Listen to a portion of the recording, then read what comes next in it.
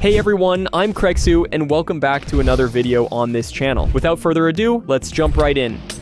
Clanging Howl is a really interesting mod that significantly expands the winter biomes, adding mysterious extraterrestrial structures, futuristic technology, and completely new techno-organic monsters. From now on, in our world, we'll be able to find a bunch of completely new structures, including meteorites that will fall in our world every 15 nights. And in some of them, we'll find either different kinds of new resources or new monsters. Of course, besides monsters, the mod also adds a couple of completely new weapons like a flamethrower, a chainsaw, or a portable drill. There's actually quite a lot of it, but I don't want to spoil everything. Besides the technological stuff, we can also find completely new tools and decorative blocks. In my opinion, this is a really extensive science fiction style mod, which also adds a couple of challenging fights and new mechanics. Locks-Unofficial is a really interesting mod for people who play on multiplayer servers or just want to better secure their chests and doors from other players. The mod adds a special system of locks, keys, and lockpicks to the game, so opening someone else's chests isn't as simple as in vanilla anymore. All the mechanics were carried over from the original Locks mod, and on top of that, a lot of bugs present in the older version have been fixed. The most important mechanic, of course, is the locks. We can place them on chests, doors, and other similar blocks, and then only open them with the right key. Each lock has its own identifier, so only people with the correct key will be able to get inside. What's interesting is that during a world generation, some chests and structures may already have locks on them. Of course, lockpicks are also included. Instead of a simple click, we get a special mini-game where we have to set the lock's pins correctly. If we do everything right, we'll manage to open the lock. Otherwise, the lockpick might break. The better quality the lock, the more pins it has, and the harder it becomes to open. Thanks to that, looting locked chests requires not only the right items, but also a bit of patience and luck. In my opinion, this is the perfect mod for multiplayer servers because it adds an item securing mechanic in a simple way and makes opening locked chests or passages way more interesting than just right-clicking. Ore Hammer is a useful mod, especially in the early game when we want to gather resources faster. The mod adds a special hammer to the game that lets us crush ores in raw ores, so we can get a lot more materials from a single deposit. Everything's kept in vanilla style without unnecessary machines or complicated energy systems. The most important element of the mod is, of course, the crushing hammer. We craft the tool mainly from copper and a small amount of iron, and then use it to crush ores and raw ores into a special raw ore dust. After that, we just need to smelt the dust in a furnace to get more ingots than with standard smelting. The author capped the efficiency at a level close to the Fortune 2 enchantment, so the mod doesn't break the game's balance, and Fortune 3 still remains the better choice later in the game. Interestingly, the mod doesn't just support classic iron or copper ores. Special recipes were also prepared for diamonds, emeralds, and many ores, added by other popular mods. On top of that, Ore Hammer has built-in compatibility with projects like Create, Mechanism, Applied Energistics 2, or Tinker's Construct, so it also works great in bigger mod packs. In my opinion, it's the perfect mod for the early game to speed it up a bit. Not So Shrimple Remolted is a mod for people who'd like to meet completely new dangerous creatures inspired by crustaceans and mollusks. The mod adds a few unique enemies, new resources, and powerful weapons. Let's start with the new monsters. The first one is the huge crayfish, an aggressive crab-like creature found in swamps. It has several different attacks, including powerful claw strikes, jumps, charges, and a ranged attack. It also comes in a few different color variants, and after defeating it, it can drop valuable items like shrimp meat, upgrade stones, or the rare calloused claw used to craft a very powerful weapon. The second enemy is the man-eater shell, a six-legged mollusk that lives near shipwrecks. This creature has its own set of attacks and can charge violently at the player. After defeating it, we can get the purging stone, a special item that removes negative effects. I mentioned the new weapon earlier. The mod adds a powerful sword equipped with a special attack that creates a small shockwave. On top of that, we get new materials for upgrading our gear, like the smithing stone, which increases item durability, or the somber stone, which strengthens weapons and armor. I also can't skip mentioning the really well-made and polished animations of both these monsters. Genuinely brilliant work, and the mod itself is definitely underrated. Tree physics is probably the best mod right now that adds real physics for trees. From now on, once you cut the bottom of the trunk, the whole tree starts falling over. But the most important thing is that it keeps real physics the entire time, meaning it can lean against another tree, get stuck, or simply fall flat on the ground. What's interesting is that the direction it falls depends on our position, so we can control where the tree lands. The effect itself looks really natural and fits the vanilla style perfectly. The mod also offers quite a lot of configuration options. We can decide whether trees should fall over immediately or only after a short animation, change the falling speed, set the maximum size of trees that can be chopped, and choose whether the mechanic should only work when using axes. Thanks to that, we can easily adjust how the mod works to fit our own playstyle or mod pack. In my opinion, this is a phenomenal mod with the best tree falling physics out of every mod on the market that I've seen. We've been growing like crazy lately, so hit that subscribe button and join the crew. Modest mining is a mod for people who like to refresh the resource gathering, tool crafting, and gear progression system while still keeping that vanilla feel. The mod adds new weapons, a forging system, archaeology, extra materials, and tons of new items, so basically every stage of gameplay related to mining becomes way more interesting. The biggest attraction of this mod is obviously the new crafting system. Instead of making most tools through regular crafting, we use a special forge, basically a furnace that works like a crafting table but requires fuel. That's where the new weapons, tools, and many other items added by the mod are made. What's interesting is that the mod also adds completely new types of weapons. We can use katanas that give faster attacks, glaives that offer longer reach, maces that knock enemies back, or powerful hammers used both for combat and for crushing resources. The mining system itself has also been expanded. The hammer lets us grind ores into dust, which we then smelt down. There are also lumps of coal, dust, and new materials. There's also plenty of smaller additions. The mod introduces archaeology with new finds, shells found on beaches, rocks found in plains, and pearls obtained from clams. On top of that, it's compatible with a lot of popular mods, so it works great in bigger mod packs too. Move Boats is an incredibly simple but extremely useful mod for people who often use boats while exploring the world or transporting mobs. In the base game, the only way to move a boat is to destroy it and place it again. This mod completely eliminates that problem, letting you move boats without having to destroy them. The whole mechanic is super simple. All you have to do is crouch and right-click on the boat to pick it up. Then you can carry it normally to wherever you want. Just crouch and right-click again. Thanks to that, you can easily and quickly transport villagers or animals to your base, or just quickly move a boat from one ocean to another. In my opinion, this is one of those small quality of life mods that just has to be in every single mod pack. Easy Building is a mod for people who often build large structures and are already sick of placing every single block one by one. The mod adds a simple building mode that lets you instantly create walls, floors, bridges, or roofs just by dragging your cursor. Thanks to that, building big projects becomes much faster and more convenient. After pressing the default key, left alt, we pick the plane we want to build on. Then all we have to do is click and drag the mouse, and blocks will automatically line up along the chosen surface. This works great for building long walls, floors, bridges, fences, or ceilings. A very big plus is also that this mod runs entirely client-side, so we can use it even on servers where the mod isn't installed. It's worth remembering though that some servers might treat this kind of assistance as not allowed, so it's worth checking the server rules before using it. On top of that, the mod doesn't let you place blocks in spots where it would normally be impossible, so it keeps Vanilla's rules intact. In my opinion, this is one of the best quality of life mods for builders. It doesn't add new blocks or complicated tools, but it significantly speeds up creating large structures and makes building way more enjoyable in survival. Trample No More is a quality of life mod for people who are already tired of accidentally destroying their crop fields. The mod introduces a few simple changes to the farmland trampling mechanic. From now on, the feather falling enchantment completely prevents farmland from being destroyed while jumping. Leather boots work the same way, so we can move around our farms freely without risking destroying them. On top of that, players in creative mode also won't accidentally trample crops anymore.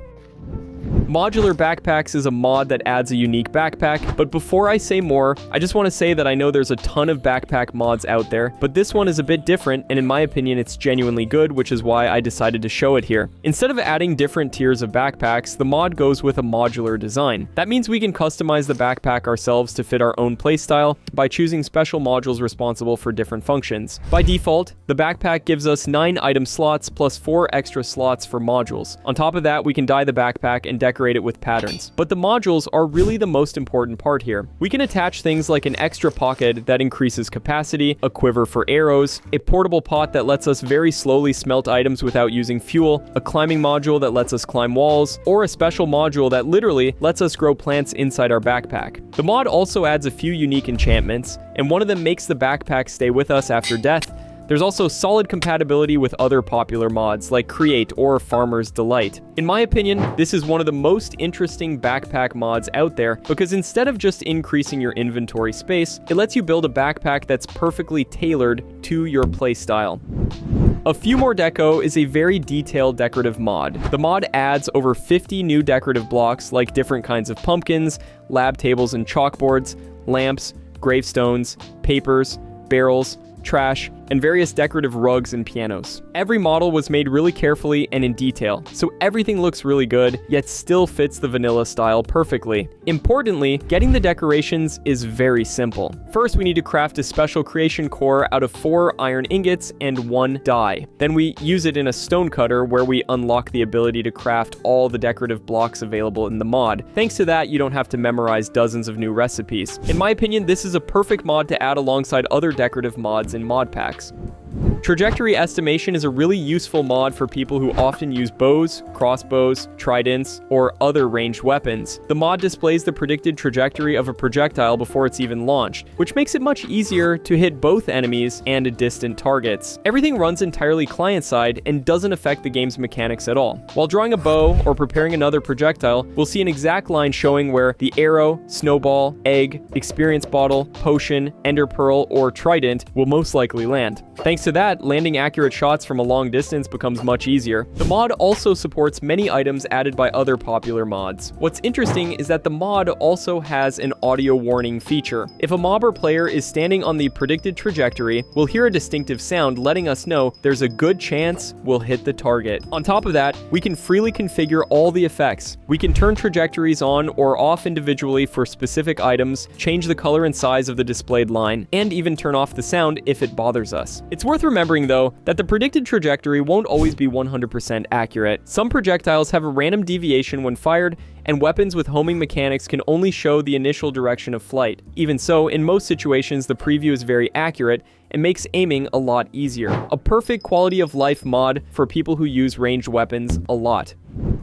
Visual Overhaul is a unique mod that adds small but meaningful visual changes that make Minecraft look significantly, and I mean significantly, better. The mod doesn't add new blocks or mechanics and instead completely refreshes the animations and appearance of a few well-known blocks. Thanks to that, everyday activities become much more pleasant to look at. From now on, the furnace, smoker, blast furnace, brewing stand, and jukebox all look much more realistic. While they're working, we can see moving parts, flames, bubbles, and other animations that make the blocks feel more 3D. On top of that, the mod adds special icons next to buttons in the game menu. It's the kind of mod that doesn't add anything to the game, but slightly changes how it looks, making it way more enjoyable to play.